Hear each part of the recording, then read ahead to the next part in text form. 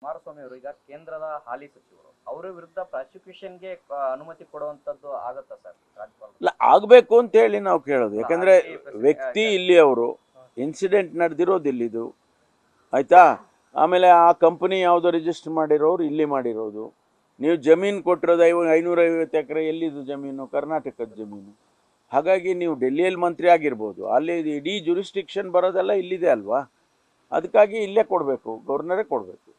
ಒಂದು ವೇಳೆ ಏನಾದ್ರು ಪ್ರಾಸಿಕ್ಯೂಷನ್ ಕೊಟ್ಟರೆ ನೈತಿಕ ಹೊಣೆ ಬರಬೇಕಾಗುತ್ತೆ ಸರ್ ಕುಮಾರಸ್ವಾಮಿ? ನೋಡೋಣ, ಅದು ಕೊಡಲಿ, ಏನು ಬೆಳವಣಿಗೆ ಲೀಗಲಿ ಏನೆಲ್ಲ ಬರ್ಬೋದು ಅದನ್ನ ಎಕ್ಸಾಮಿನ್ ಮಾಡೋಣ. ಒಂದು ವೇಳೆ ಅವರಿಗೆ ಪ್ರಾಸಿಕ್ಯೂಷನ್ಗೆ ಪರ್ಮಿಷನ್ ಕೊಟ್ಟರು, ಪ್ರಾಸಿಕ್ಯೂಟ್ ಮಾಡೋದಕ್ಕೆ ಚಾರ್ಜ್ ಶೀಟ್ ಫೈಲ್ ಮಾಡಿದರು, ಮುಂದೆ ಏನಾಗ್ಬೋದು ಅನ್ನೋದನ್ನ ಲೀಗಲಿ ಎಕ್ಸಾಮಿನ್ ಮಾಡೇ ಮಾಡ್ತಾರೆ. ನಾವು ಮಾಡ್ತೀವಿ, ಲೋಕಾಯುಕ್ತದವರು ಮಾಡ್ತಾರೆ. ರಾಜ್ಯಪಾಲರ ಕಚೇರಿ ದುರ್ಬಳಕೆ ವಿಚಾರವಾಗಿ ರಾಷ್ಟ್ರಪತಿಗಳಿಗೆ ಭೇಟಿ ಮಾಡಿ ಮನವಿ ಕೊಡುವಂತದ್ದು ಏನಾದ್ರು ಚರ್ಚೆ ಆಗಿದೆಯಾ? ನೋಡೋಣ, ಈಗ 29ಕ್ಕೆ ಡೇಟ್ ಕೊಟ್ಟಿದ್ದಾರಲ್ಲ ಕೋರ್ಟಲ್ಲಿ, ಏನು ಬೆಳವಣಿಗೆ ಆಗುತ್ತೆ ನೋಡ್ಕೊಂಡು ಆಮೇಲೆ ತೀರ್ಮಾನ ಮಾಡ್ತೀವಿ.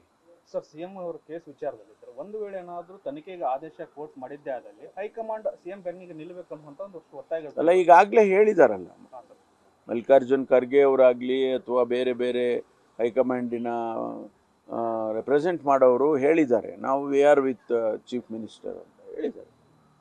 ಅದರಲ್ಲೇನು ಎರಡನೇ ಮಾತಿಲ್ಲ. ನಾಳೆ ಡೆಲ್ಲಿಗೆ ಹೋಗ್ತಾ ಇದ್ದಾರೆ ಸರ್ ಮುಖ್ಯಮಂತ್ರಿಗಳು, ಡೆಲ್ಲಿನಲ್ಲಿ ಮತ್ತೆ ಅವ್ರ ಪರವಾಗಿ ಏನಾದರೂ? ಇಲ್ಲ, ಅವರು ಯಾಕೆ ಕರೆದಿದ್ದಾರೆ ಗೊತ್ತಿಲ್ಲ ನನಗೆ. ಅಧ್ಯಕ್ಷರು ಮತ್ತು ಮುಖ್ಯಮಂತ್ರಿಗಳು ಇಬ್ಬರು ಹೋಗ್ತಾರೆ ಅಂತ ಕೇಳಿದ್ದೇನೆ.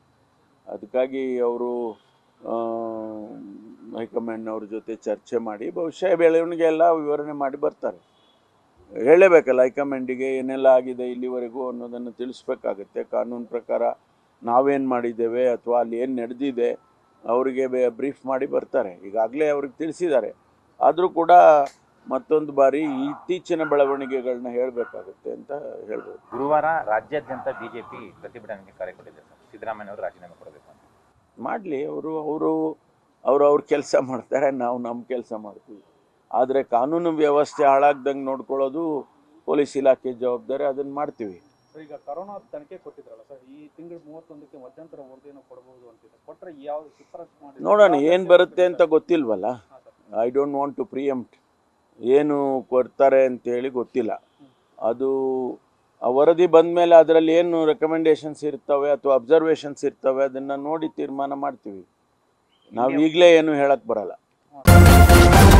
ನ್ಯೂಸ್ ಫಸ್ಟ್, ನಿರ್ಭೀತಿಯಿಂದ ನಿಮ್ಮ ಪರವಾಗಿ.